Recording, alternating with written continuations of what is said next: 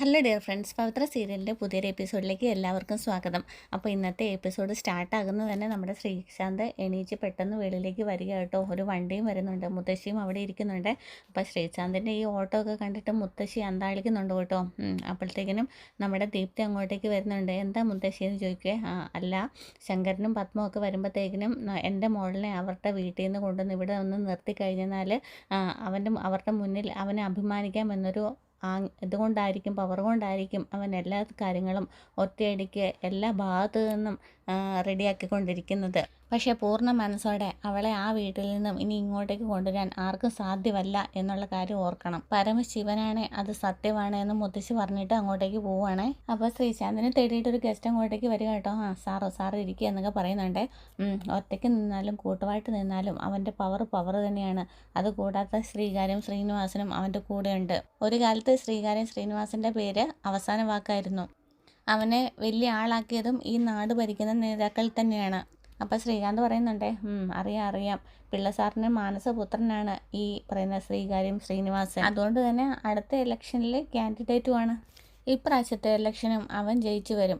ഇനി വോട്ട് കിട്ടിയില്ലെങ്കിലും മേടിച്ചെടുക്കാനും അവനറിയാം. അതുകൊണ്ടായിരിക്കും എനിക്ക് മുൻകൂറായിട്ട് ഒരു ഇത് തന്നത്, വാണിംഗ് തന്നിട്ടുള്ളത്. ഞാൻ അറിഞ്ഞു സാറിൻ്റെ കമ്പനിയിൽ PBIPയുടെ ഒരു ട്രേഡ് യൂണിയൻ വരുന്നെന്നും അതിൻ്റെ ലീഡർ വിക്രമായിരിക്കുമെന്നും. സാർ ഇപ്പോൾ എന്നോട് ഇങ്ങോട്ടേക്ക് വരാൻ പറഞ്ഞത് എന്തെങ്കിലും കാര്യമുണ്ടോ? നമ്മുടെ PPPയിലെ പഴയ പ്രസിഡന്റ് സതീശന് സ്ഥാനമില്ലെന്നാണ് അറിഞ്ഞത്. എന്നാൽ ജില്ലാ നേതൃത്വം ഈ നമ്മുടെ ശ്രീനിവാസനെ കഴിഞ്ഞും പിന്തുണയ്ക്കുന്നത് സതീന്ദ്രനെയാണ്. നമ്മുടെ പിള്ള സാർ ഉള്ളത് കൊണ്ടാണ് ശ്രീനിവാസന് ടിക്കറ്റ് കിട്ടുന്നത്. അപ്പോൾ ശ്രീനി നമ്മുടെ വിക്രമനെ ഉപയോഗിച്ച് സതീന്ദ്രന് ഒരു പ്രശ്നം ഉണ്ടായി എന്നൊരു വാർത്ത പറഞ്ഞാൽ അത് നമുക്ക് ഗുണകരമാകാൻ ചാൻസ് ഉണ്ട്. നമ്മുടെ കാര്യം നടക്കും, ഒരു വെടിക്ക് രണ്ട് പക്ഷി. അതൊക്കെ കാര്യമൊക്കെ കൊള്ളാം, പക്ഷേ ഇത് നടപ്പിലാക്കണ്ടേ? അതിന് നമ്മൾ രണ്ടാളും ഇറങ്ങല്ലേ, വേറെ ആൾക്കാരെ വെച്ചിട്ട് കളിപ്പിക്കണം. ഇപ്പോൾ ഒന്നും നമുക്ക് തീരുമാനിക്കേണ്ട, ഞാൻ വിശദമായിട്ടൊന്ന് പഠിക്കട്ടെ, അതിനുശേഷം നമുക്ക് തീരുമാനിക്കാമെന്ന് പറയുന്നുണ്ടേ. അടുത്തതായിട്ട് കാണിക്കുന്നത് നമ്മുടെ വിശ്വം വർക്ക് ചെയ്യുന്നിടത്ത് നമ്മുടെ വേദ പറഞ്ഞ് അയച്ചിട്ട് നമ്മുടെ വിക്രം വരികയാണ് കേട്ടോ. അപ്പോഴത്തേക്കും നമ്മുടെ ഓഫീസിൽ സാറിരിക്കുകയാണ്. അപ്പോൾ ഒരു അസിസ്റ്റൻ്റ് വന്നിട്ട് പറയുന്നുണ്ട്, ഒരാൾ കാണാൻ വന്നിട്ടുണ്ടെന്ന് പറയുവേ. ശരി, ഞാൻ അങ്ങോട്ടേക്ക് വരാമെന്ന് പറഞ്ഞുകൊണ്ട് നമ്മുടെ മാനേജർ അങ്ങോട്ടേക്ക് എണീച്ച് പോകുന്നുണ്ട് കേട്ടോ. അപ്പോൾ ആരാന്ന് ചോദിക്കുവേ. അപ്പം ഇവിടെ വർക്ക് ചെയ്യുന്ന വിശ്വമില്ലേ, വിശ്വത്തിനെ പറ്റിയിട്ട് ഒന്ന് അന്വേഷിക്കാൻ വേണ്ടിയിട്ട് വന്നതെന്ന് പറയുവേ. അപ്പോഴത്തേക്കും നിങ്ങൾ ആരാന്ന് ചോദിക്കുവേ. അപ്പോഴത്തേക്കും നമ്മുടെ വിക്രം പറയുന്നുണ്ട്. അപ്പം എന്താണെന്ന് ചോദിക്കുവേ, നമ്മുടെ വിക്രം ചോദിക്കും. അപ്പോൾ പറയുന്നുണ്ട്, മാനേജർ പറയുന്നുണ്ട്, അല്ല അവരുടെ ബന്ധുക്കൾ ആരെങ്കിലും ആയതെങ്കിൽ രണ്ടെണ്ണം നല്ലത് പറയുന്നതിന് വേണ്ടിയിട്ടായിരുന്നെന്ന് പറയേ. അപ്പോൾ നമ്മുടെ വിക്രം പറയുന്നുണ്ട്, ഇല്ല ഞാൻ വേറൊരു കമ്പനിയിൽ ജോലി ചെയ്യുന്നതിന് അപ്ലൈ ചെയ്തിട്ടുണ്ടായിരുന്നു വിശ്വം, അതിനെ പറ്റിയിട്ട് അന്വേഷിക്കുന്നതിന് വേണ്ടിയിട്ട്, ആ കാൻഡിഡേറ്റിനെ പറ്റി അന്വേഷിക്കുന്നതിന് വേണ്ടിയിട്ട് ഇവിടെ വന്നതാണെന്ന് പറയുവേ. അങ്ങനെയാണെങ്കിൽ കേട്ടോ, ജോലിക്ക് വന്നതിൻ്റെ അന്ന് തൊട്ട് ഇരുന്ന് നമ്മുടെ റൂമിൽ കയറി ഉറങ്ങാൻ തുടങ്ങിയതാണ്. ഉറക്കത്തിന് മാത്രമായിട്ട് എന്തിനാ ഇവിടെ ഒരു ജോലിക്കാരനെ? അപ്പം അതുകൊണ്ട് 3-4 ദിവസമായിട്ട് ഇങ്ങോട്ടേക്ക് വരുന്നില്ല. വന്നു കഴിയുമ്പോൾ ടെർമിനേഷൻ ലെറ്റർ കൊടുക്കുന്നതിന് വേണ്ടിയിട്ട് എടുത്ത് വെച്ചേക്കുവാണ് എന്നിങ്ങനെ പറയുവേ. ഇനി ഏതൊക്കെയാലും ഇങ്ങോട്ടേക്ക് വന്നിട്ടില്ലെങ്കിൽ നേരെ വീട്ടിലേക്ക് അയക്കും. ശരി സാർ, എന്നാൽ ഞാൻ ഇറങ്ങട്ടെ എന്ന് പറഞ്ഞിട്ട് വിക്രം അവിടെ നിന്നും പോവുകയാണേ. അതിനുശേഷം നമ്മുടെ വിക്രം വേദന ഫോൺ വിളിക്കുന്നുണ്ട് കേട്ടോ. എന്നിട്ട് പറയുകയാണ്, നീ പറഞ്ഞതനുസരിച്ചിട്ട് വിശ്വേട്ടന് ജോലി മേടിച്ച് കൊടുത്ത ഓഫീസിൽ ഞാൻ പോയി. അവിടെ ചെന്ന് ഞാൻ മാനേജറിനെ കണ്ടു എന്ന് പറയാം. അപ്പം നമ്മുടെ വേദ ചോദിക്കുന്നിട്ട് എന്നിട്ട് എന്തായെന്ന് ചോദിക്കും. വിശ്വേട്ടനെ കണ്ടില്ലേന്ന് ചോദിക്കുക. അതിന് വിശ്വേട്ടൻ അവിടെ ജോലിക്ക് പോയിട്ട് വേണ്ടേ? നീ പറഞ്ഞത് ശരിയാണ്, അവിടെ കുറേ ദിവസമായിട്ട് വിശ്വേട്ടൻ അങ്ങോട്ടേക്ക് ജോലിക്ക് ചെല്ലുന്നില്ല. അവർ ടെർമിനേഷൻ ലെറ്റർ അടിച്ച് വെച്ചിരിക്കുകയാണ്. 3-4 ദിവസത്തിനുള്ളിൽ തന്നെ അത് വീട്ടിലെത്തും എന്നിങ്ങനെ വേദയോട് പറയുന്നുണ്ട്. അപ്പോഴത്തേക്കിനും വേദയ്ക്ക് അകപ്പാടെ സങ്കടമാകുന്നുണ്ട് കേട്ടോ. നീ എന്തിനാ വെറുതെ കഷ്ടപ്പെടുന്നത്? നീ ആഗ്രഹിക്കുന്ന പോലെ വിശ്വേട്ടനോ അതോ ഞാനോ ഒന്നും നേരെയാവാൻ പോകുന്നില്ല. സുധാകരൻ മാഷിൻ്റെ മക്കൾക്ക് തീരുമാനിക്കപ്പെട്ട ഒരു വഴിയുണ്ട്, ആ വഴിയിലൂടെ അവർ നടക്കുകയുള്ളൂ. അത് മനസ്സിലാക്കി തിരികെ പോകാൻ നോക്കുക എന്നിങ്ങനെ വിക്രം പറയുന്നുണ്ട്. അപ്പോഴത്തേക്കും നമ്മുടെ വേദ പറയുന്നുണ്ട്, വരട്ടെ വെക്കല്ലേ. സുധാകരൻ മാഷിൻ്റെ മക്കൾക്ക് വിധിക്കപ്പെട്ട ഒരു വഴിയുണ്ടെന്ന് പറഞ്ഞല്ലോ, അത് മാഷ് തീരുമാനിച്ചതല്ലല്ലോ. പിന്നെ സുധാകരൻ മാഷിൻ്റെ മക്കൾ മാത്രമല്ല നിങ്ങളെ പ്രസവിച്ച് വളർത്തി വലുതാക്കിയ ഒരു സ്ത്രീയുണ്ട് ഇവിടെ, നിങ്ങളുടെയൊക്കെ അമ്മ. ആ അമ്മയുടെ സങ്കടത്തിനും കണ്ണീരിനും ഒന്നും വില കൽപ്പിക്കാതെ അവരുടെ സ്വപ്നങ്ങളെ കരിച്ചു കളയാൻ മടിയില്ലാതെ അച്ഛനോടുള്ള പകയും വിദ്വേഷവും എല്ലാം ഉള്ളി വെച്ചിട്ട് അച്ഛനെ തോൽപ്പിക്കാൻ വേണ്ടിയിട്ട് സ്വന്തം ജീവിതം നശിപ്പിക്കുന്ന നിങ്ങളൊക്കെ എന്താണ് പറയേണ്ടത്? അച്ഛന് മുന്നിൽ വിജയിക്കാൻ അച്ഛൻ തോക്കണമെന്നില്ല. ഓട്ടപ്പന്തയം പോലെ ജീവിതത്തെ കാണല്ലേ. ഒരുമിച്ച് ജീവിക്കുകയും ഒരുമിച്ച് സ്നേഹിക്കുകയും ചെയ്യുമ്പോഴേ ജീവിതത്തിനൊരു അർത്ഥം ഉണ്ടാവുകയുള്ളൂ. എന്നൊക്കെ പറഞ്ഞിട്ട് നമ്മുടെ വേദ ഫോൺ കട്ട് ചെയ്യുവേ. അപ്പം വിക്രവും ഫോൺ കട്ട് ചെയ്തിട്ട് ഇങ്ങനെ ആലോചിക്കുവേ. പിന്നെ നമ്മുടെ വിനയേട്ടൻ നമ്മുടെ നന്ദിനി ഇടത്തേക്ക് പലഹാരമൊക്കെ ആയിട്ട് വീട്ടിലോട്ട് റൂമിലോട്ട് കയറി വരിക കേട്ടോ. എന്നിട്ട് രണ്ടുപേരും കൂടെ മാത്രം ഇരുന്നിട്ട് പലഹാരം കഥയൊക്കെ അടച്ചിരുന്നിട്ട് കഴിച്ചുകൊണ്ടിരിക്കുകയാണ്. എന്നിട്ട് നിങ്ങളിത് എത്ര നേരം എവിടെയായിരുന്നു മനുഷ്യന്നൊക്കെ ചോദിക്കുന്നുണ്ടേ. എന്നിട്ട് ഇതെന്താണെന്ന് ചോദിക്കാം, അത് പലഹാരമാണ്. എന്നാൽ നിനക്ക് പലഹാരം ഇന്നാന്ന് പറഞ്ഞുകൊണ്ട് കൊടുക്കും കേട്ടോ. അപ്പോഴത്തേക്കിനും പലഹാരം വേണ്ടെന്ന് ചോദിക്കുക. ഇങ്ങോട്ട് താ മനുഷ്യന്ന് പറഞ്ഞുകൊണ്ട് പലഹാരമൊക്കെ മേടിച്ച് കഴിക്കും കേട്ടോ. എന്നിട്ട് മനുഷ്യൻ നീ ഇങ്ങോട്ടേക്ക് ഇരിക്കുക എന്ന് പറഞ്ഞിട്ട് പുള്ളിക്കാരത്തെ വിനയചന്ദ്രനെ പിടിച്ചിട്ട് അവിടെ ഇരുത്തുന്നുണ്ട് കേട്ടോ. എന്നിട്ട് പറയാണ്, എന്തിനാണ് ആ കുറിക്കാരനെ ഇങ്ങോട്ടേക്ക് വിട്ടത്? ആ കുറിക്കാരനെ വിട്ടതുകൊണ്ടല്ലേ ഞാനിങ്ങനെ സങ്കടപ്പെട്ടിട്ട് ഇവിടെ ഇരിക്കുന്നത്. അതിനെന്തിനാ കുറിക്കാരൻ വന്ന് പൈസ മേടിച്ചുകൊണ്ട് പോയാലും നീ സന്തോഷിക്കുകയല്ലേ വേണ്ടതൊക്കെ ചോദിക്കേ. അതുകൊണ്ടല്ലേ വേദ അറിഞ്ഞതെന്ന് പറയുവേ. വേദ അറിഞ്ഞോ? കുറിക്കാശിൻ്റെ കാര്യവും അറിഞ്ഞു, കുറി മേടിക്കാൻ പൈസ മേടിക്കാൻ വന്നതും വേദ കാണുകയും ചെയ്തു എന്നിങ്ങനെ പറയുവേ. അപ്പോഴത്തേക്കിനും വിനയം പറയും, അയ്യോ അപ്പോൾ വീട്ടിലെല്ലാവരും അറിഞ്ഞോ? അമ്മയും വേദയൊന്നും അറിഞ്ഞിട്ടില്ല. അവരോട് പറയരുതെന്ന് ഞാൻ വേദനെ കൊണ്ട് സത്യം ചെയ്യിപ്പിച്ചിട്ടുണ്ട്. പക്ഷേ ഇനി അവളത് പറയുമോ ഇല്ലയോ എന്നുള്ളതാണ് എനിക്ക് സംശയം എന്നൊക്കെ ഇങ്ങനെ പറയുന്നുണ്ടേ. നിനക്ക് ചെയ്തതെന്ന് സത്യമല്ലേ, വേദ അത് ഉറപ്പായിട്ടും പാലിക്കത്തില്ലെന്ന് പറയുവേ. അയ്യോ എന്ന് പറയേ. അച്ഛനും അമ്മയൊക്കെ അറിഞ്ഞു കഴിഞ്ഞാൽ 6-7 ലക്ഷം രൂപ ആവിയായി കിട്ടും. അപ്പോഴത്തേക്കും നമ്മുടെ നന്ദിനി ചോദിക്കുന്നുണ്ട്, അതെങ്ങനെ? എടി നമ്മുടെ കല്യാണത്തിന് ഈ വീടിൻ്റെ ആധാരം പണയം വെച്ചിട്ട് 6-7 ലക്ഷം രൂപ എടുത്ത് ഇതുവരെ സൊസൈറ്റിയിൽ ഞാൻ 1 രൂപ പോലും അടച്ചിട്ടില്ല. അതവിടെ കിടന്ന് പെരുകുന്നുണ്ട്. പിന്നെ മറ്റു കടങ്ങൾ വേറെയും. അത് തീർക്കാൻ തൽക്കാലം ഈ കാശ് ചോദിച്ചു കഴിഞ്ഞാൽ കൊടുക്കാതിരിക്കാൻ പറ്റുമോ? എൻ്റെ അധ്വാനം പാഴായല്ലോ ഭഗവാനെ എന്നിങ്ങനെ വിനയം പറയുന്നുണ്ട്.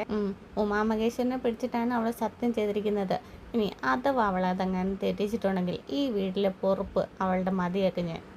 ഉമാമഹേശ്വരൻ്റെ നടയിൽ വെച്ച് താലി കെട്ടിയതുകൊണ്ടല്ലേ അവൾ ഇന്ന് ഈ വീട് നിൽക്കുന്നത്. അപ്പം അവൾക്ക് വിലയില്ലെങ്കിൽ എനിക്ക് തന്ന വാക്കിനും വിലയില്ലെങ്കിൽ പിന്നെ അവളുടെ താലി ഞാൻ പൊട്ടിക്കും എന്നിങ്ങനെ പറയുന്നുണ്ട്. അപ്പോഴത്തേക്കിനും വിനയൻ ഏന്ന് വയ്ക്കുന്നുണ്ട്. നടക്കുന്ന കാര്യം വല്ലതും പറ നന്ദിനി എന്നിങ്ങനെ പറയുക. പിന്നെ ഞാൻ എന്ത് ചെയ്യും വിനയേട്ടാ?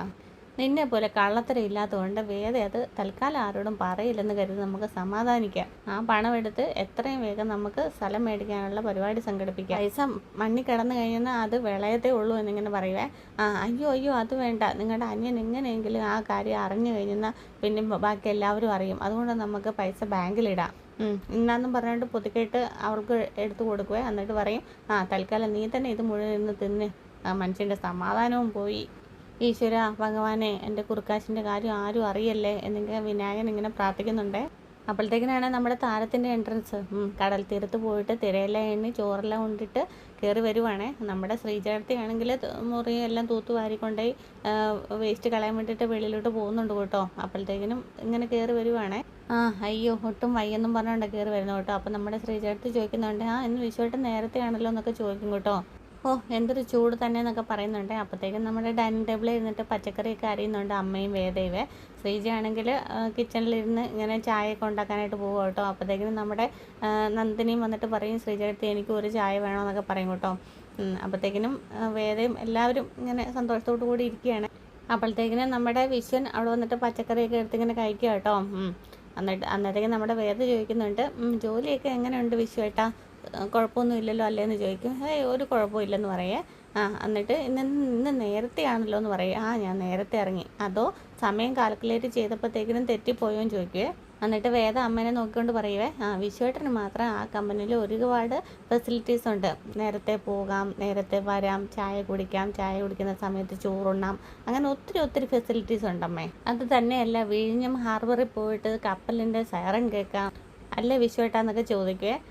അപ്പോഴത്തേക്കിനും അമ്മ ചോദിക്കുക, വിശ്വേട്ടൻ എന്നൊക്കെ മൂളുന്നുണ്ട് കേട്ടോ. അപ്പോഴത്തേക്കിനും അമ്മ പറയുന്നുണ്ട്, നീ എന്താ മോളെ ഇങ്ങനെയൊക്കെ സംസാരിക്കുന്നു? അപ്പോൾ നമ്മുടെ നന്ദിനി ചാടിക്കയറി പറയുന്നുണ്ട്, അത് തന്നെ ഞാനും വന്നപ്പോൾ തൊട്ട് ശ്രദ്ധിക്കുകയായിരുന്നു. വന്ന് ഇവളെല്ലാവരുടെ മേക്കിട്ടും കയറാൻ തുടങ്ങി. ഇവളെങ്ങനെ വിട്ടാൽ പറ്റത്തില്ലെന്നൊക്കെ പറയുന്നുണ്ട്. അതെ, നീ ഇപ്പോഴും ഈ വീടിന് പുറത്തുള്ള ആളാണ്, അച്ഛൻ പറഞ്ഞത് ഓർമ്മയുണ്ടല്ലോ. എന്നിട്ട് നമ്മുടെ നന്ദിനി അതും ഇതുമെല്ലാം വേദന കുത്തി പറയുന്നുണ്ട്. അതുകൂടാതെ പറയുകയാണ്, ഈ വീട്ടിലെ ഏറ്റവും മൂത്ത മകനെയാണ് ഏറ്റവും ഇളയ മകൻ കെട്ടിയെന്ന വാദവും പറഞ്ഞുകൊണ്ട് വിശ്വേട്ടനെ ഇങ്ങനെ കുത്തുന്നതെന്ന് പറയും. അത് കേട്ട് നിൽക്കാൻ എനിക്ക് ഇത്തിരി ബുദ്ധിമുട്ടുണ്ടെന്നൊക്കെ ഇങ്ങനെ നന്ദിനി പറയുന്നുണ്ട്. ഇനി ഇത് പറഞ്ഞതിൻ്റെ പേരിൽ ഇല്ലാത്ത എന്തെങ്കിലും പറഞ്ഞുണ്ടാക്കാൻ ഇവള് മടിക്കില്ല ഇല്ല വിനയേട്ടാന്ന് ചോദിക്കുന്നുണ്ട്. എന്നാൽ ഞാനൊന്നും ചോദിക്കുന്നില്ല, വിശ്വേട്ടൻ തന്നെ പറ അല്ലേ വിശ്വേട്ടാ? ഇനിയിപ്പോൾ ഞാൻ ചോദിച്ചില്ലെങ്കിലും പറഞ്ഞില്ലെങ്കിലും 2 ദിവസം കൊണ്ട് എല്ലാം അറിയും. അപ്പോഴത്തേക്കും നമ്മുടെ ചായ ഉണ്ടാക്കിക്കൊണ്ടിരിക്കുന്ന ശ്രീജേടത്തി പെട്ടെന്ന് ഇങ്ങോട്ടേക്ക് വരും കേട്ടോ. എന്തോ ഒരു അപശകുനം ഉണ്ടല്ലോ എന്നുള്ള രീതിയിൽ. എന്തായാലും 1-2 ദിവസത്തിനുള്ളിൽ വീട്ടുകാരെല്ലാവരും അറിയും. എന്നാൽ പിന്നെ വിശ്വേട്ടൻ തന്നെ പറയുന്നതല്ലേ നല്ലത് എന്നിങ്ങനെ വേദ ചോദിക്കുന്നുണ്ടേ. അപ്പോഴത്തേക്കും നമ്മുടെ ശ്രീചേട്ടത്തി ചോദിക്കുന്നുണ്ട്, എന്താ വിശ്വേട്ടാ, എന്താ കാര്യം പറയൂ കേട്ടോ. അപ്പോഴത്തേക്കും നമ്മുടെ ശ്രീചേട്ടത്തി വേദയോടും ചോദിക്കുന്നുണ്ട്. അപ്പോൾ വേദ പറയുന്നില്ല കേട്ടോ. വിശ്വേട്ടൻ തന്നെ പറയട്ടെ എന്ന് പറയുക. അപ്പോഴത്തേക്കും നമ്മുടെ നന്ദിനി ഇവളെ ഞാൻ എന്നൊന്നും പറഞ്ഞിട്ട് ഇങ്ങോട്ട് വരുമ്പോഴത്തേക്കും നമ്മുടെ വിനയൻ തടുക്കുന്നുണ്ട് കേട്ടോ, വേണ്ടാന്ന് പറയുവേ. എന്നിട്ട് വിശ്വേട്ടനോട് നമ്മുടെ വിനയൻ ചോദിക്കുകയെ, എന്താ വിശ്വേട്ട പ്രശ്നം എന്ന് ചോദിക്കുക. അതത്ര വലിയ പ്രശ്നമൊന്നും വിനയ. ശ്രീജെ, ഈ ഏട്ടൻ മടുത്തടി. മാനേജർക്ക് AC റൂമിൽ നിന്ന് കൽപ്പിച്ചാൽ മതി. വെയിലും ചൂടും മഴയും എല്ലാം ഏറ്റ് 19 തൊഴിലാളികളെ കൊണ്ട് ജോലി എടുപ്പിക്കേണ്ടത് ഞാനാണ്. ആ ചൂടും തീയും പുകയും പിന്നെ ആ തൊഴിലാളികളുടെ കഷ്ടപ്പാടും മടുത്തു. ഞാൻ ആ ജോലി അങ്ങ് വേണ്ടെന്ന് വെച്ചു. അപ്പോഴത്തേക്കിനും ശ്രീചേട്ടത്തി അങ്ങ് ഞെട്ടു കേട്ടോ. അമ്മ ഞെട്ടുന്നുണ്ട്, നന്ദിനി ഞെട്ടുന്നുണ്ട്, വേദ എല്ലാവരും മൊത്തത്തിലങ്ങ് ഞെട്ടലാണ്. അപ്പോൾ പാവം അടിസ്ഥാന വർഗത്തിൻ്റെ ജോലിയും കഷ്ടപ്പാടൊന്നും കണ്ടു നിൽക്കാൻ വയ്യാതെ വിശ്വേട്ടൻ ജോലി ഉപേക്ഷിച്ചു എന്ന് വിനായകൻ പറയുവേ. അതിൻ്റെ കഷ്ടപ്പാട് നിനക്ക് പറഞ്ഞാൽ മനസ്സിലാകില്ല വിനായക. ഒരാളുടെ പോക്കറ്റിൽ നിന്ന് ഇന്നൊരാളുടെ പോക്കറ്റിലേക്ക് വെച്ചിട്ട് അതിൽ നിന്ന് കമ്മീഷൻ പറ്റുന്ന ജോലിയല്ലേ നിൻ്റെ. ഇതൊക്കെ കണ്ടെന്ന് സഹിക്കണമെങ്കിൽ നിസ്സാര സ്റ്റേഷനൊന്നും പോരാന്ന് പറഞ്ഞുകൊണ്ട് അങ്ങ് ആളി കത്തുകയോ. അപ്പോഴത്തേക്കും നമ്മുടെ ശ്രീജയ്ക്ക് അങ്ങ് ദേഷ്യം വന്നിട്ട് കണ്ണിക്കൂടെ എല്ലാം വെള്ളമൊക്കെ വന്ന് കരഞ്ഞ്. അപ്പോഴത്തേക്കും നമ്മുടെ അമ്മയാണെങ്കിൽ ആ ചൂടും കഷ്ടപ്പെട്ടും ഒക്കെ ജോലി ചെയ്യുന്ന അവർക്ക് സഹിക്കാം, ആ ജോലി ചെയ്യുന്നവരെ കണ്ട് നിനക്ക് സഹിക്കാൻ പറ്റുന്നില്ല അല്ലേടാന്ന് അമ്മ ചോദിച്ചിട്ട് വഴക്ക് പറയുന്നുണ്ട്. മനസ്സ് തയ്യാറാണമ്മേ, ശരീരം അങ്ങോട്ട് സമ്മതിക്കുന്നില്ല എന്ന് പറയുമ്പോഴത്തേക്കിന് ശ്രീജ മതി നിർത്ത്, ഇനി നിങ്ങൾ വിശദീകരിക്കരുത്. ഞാൻ ഇന്ന് ഫോൺ വിളിച്ചപ്പോൾ നിങ്ങൾ എവിടെയായിരുന്നു? ഞാൻ വിളിച്ചപ്പോഴത്തേക്കിനും കപ്പലിൻ്റെ സൗണ്ട് കേട്ടപ്പോഴത്തേക്കും നിങ്ങളോട് ഞാൻ ആദ്യം ചോദിച്ചപ്പോൾ നിങ്ങൾ കപ്പലിൻ്റെ സൈറൺ മുഴങ്ങുവാണെന്ന് പറഞ്ഞത് കറക്റ്റായിരുന്നല്ലേ. എന്നിട്ട് നിങ്ങൾ എന്നെ ഇതാക്കുന്നതിന് വേണ്ടിയിട്ട് നിങ്ങൾ മാറ്റി പറഞ്ഞതാണല്ലേ. എല്ലാം നോണയായിരുന്നല്ലേ. നിങ്ങളെ ഞാൻ എത്രമാത്രം വിശ്വസിച്ചു, എത്രമാത്രം സ്നേഹിച്ചു, എന്തേലും സ്വപ്നങ്ങൾ കണ്ടെന്നറിയോ. ഞാനും വിശ്വേട്ടനും അതുപോലെ മോളും അടങ്ങുന്ന ഒരു കുടുംബം, കുഞ്ഞിനെ എത്രയും പെട്ടെന്ന് കൊണ്ട് ഒന്നിച്ച് ജീവിക്കണമെന്ന എന്തേലും ആശ, അതെല്ലാം തൊലച്ചു. രാവിലെ ഭക്ഷണം എല്ലാം പൊതിഞ്ഞ് കെട്ടി നിങ്ങൾ കാറ്റ് കൊള്ളാൻ പോയിരിക്കുമായിരുന്നല്ലേ ജോലിക്കെന്ന് പറഞ്ഞിട്ട്. എന്നിട്ട് വിശ്വം പറയുന്നുണ്ട്, നീ എന്തിനാ അതിനിത്ര ഓവറാക്കുന്നത്? രാവിലെ മുതൽ വൈകുന്നേരം വരെ കഷ്ടപ്പെടാതെ ചെയ്യാൻ പറ്റുന്ന ഒരു ജോലി ഇനി അന്വേഷിച്ചാൽ കണ്ടെത്താവുന്നുള്ളേ ഉള്ളൂ എന്നിങ്ങനെ ചോദിക്കുക. അപ്പോഴത്തേക്കും നമ്മുടെ ശ്രീചേട്ടത്തി പറയുന്നുണ്ട്, അങ്ങനെ ഒരു ജോലി ഇവിടെ ഉണ്ടല്ലോ, ഉമ്മറത്തെ നമ്മുടെ തൂണുംപടി, അവിടെ പോയിരുന്നോ രാവിലെ തൊട്ട് വൈകുന്നേരം വരെ, ചെല്ല് എന്നും പറഞ്ഞുകൊണ്ട് തള്ളി വിടുന്നുണ്ട്. ജീവിതത്തിൻ്റെ അവസാനത്തെ പ്രതീക്ഷയായിരുന്നു, ഒരിക്കൽ നിങ്ങൾ നന്നാവില്ല എന്നും പറഞ്ഞ് കരഞ്ഞുകൊണ്ട് നമ്മുടെ ശ്രീചേട്ടത്തി അവിടെ പോയി തളർന്ന് കുത്തിയിരിക്കും കേട്ടോ. അപ്പോൾ വേദ കയ്യെ പിടിച്ച് ആശ്വസിപ്പിക്കുന്നൊക്കെ ഉണ്ട്. മാഷ് പറയാറുള്ളത് ശരിയാ മോളെ, ഇവനൊന്നും ഒരു സഹായവും അർഹിക്കുന്നില്ല. മക്കൾ മടി പിടിച്ച് വീട്ടിലിരിക്കുമ്പം ഞങ്ങളെപ്പോലെയുള്ള പഴയ അച്ഛനമ്മമാർ വിചാരിക്കും ഒരു പെണ്ണ് കെട്ടിച്ചു കൊടുത്തെങ്കിൽ ഉത്തരവാദിത്വ ബോധം വരുമെന്ന്. ആ പെണ്ണിൻ്റെ കൂടെ ജീവിതം നശിപ്പിക്കാനേ അത് ഉപകരിക്കുള്ളെന്ന് ഇപ്പം മനസ്സിലായിക്കൊണ്ടിരിക്കുകയാണ്. ഈ അച്ഛനും അമ്മയ്ക്കും ആ തെറ്റുപറ്റി മോളെ കാല് പിടിച്ച് മാപ്പ് പറയാനല്ലാതെ വേറെ ഒന്നും ചെയ്യാൻ പറ്റത്തില്ലെന്നും പറഞ്ഞുകൊണ്ട് ശ്രീജയുടെ അടുത്ത് നിന്നിട്ട് അമ്മ കരയുവേ. എന്നിട്ട് 2 പേരും കൂടെ കെട്ടിപ്പിടിച്ച് അമ്മയെ മോളെന്ന് പറഞ്ഞുകൊണ്ട് കെട്ടിപ്പിടിച്ച് നിന്ന് കരയും കേട്ടോ. അടുത്തതായിട്ട് കാണിക്കുന്നത് നമ്മുടെ വേദ കാത്തിരിക്കുക കേട്ടോ. വിക്രം രാത്രിയാകുമ്പോഴാണ് കയറി വരുന്നത്. എന്നിട്ട് വരുന്നതും വേദയോട് ചോദിക്കും എന്തായെന്ന് ചോദിക്കുക. അപ്പോൾ വേദ പറയും എന്താവാൻ, അല്ല വിശ്വേട്ടൻ്റെ കളതരം പൊളിഞ്ഞതിന് കലാപമൊന്നും ഉണ്ടായില്ലേന്ന് ചോദിക്കുക. എന്ത് കലാപം? പാവം ആ ശ്രീചേട്ടത്തി കുറേ കരഞ്ഞു. പാവം അമ്മയും. വിശ്വേട്ടൻ ഒന്നും സംഭവിച്ചിട്ടില്ലാത്ത മട്ടിൽ അവിടെ അങ്ങനെ നിന്നു. രാത്രിയിൽ ഭക്ഷണവും കഴിച്ചു, കിടന്നുറങ്ങുകയും ചെയ്തു. ബാക്കിയുള്ളവർക്കെല്ലാം ഇതൊരു തമാശ പോലെ തോന്നിയിട്ടുണ്ട്. വിശ്വേട്ടൻ ഇത് ആദ്യത്തെ തവണയൊന്നും അല്ലല്ലോ, അതുകൊണ്ടാന്ന് പറയാം. അപ്പോൾ ഇത് സഹിക്കേണ്ടത് ശ്രീചേട്ടത്തിയല്ല. എന്നിട്ട് എന്ത് സംഭവിക്കാനാണ്?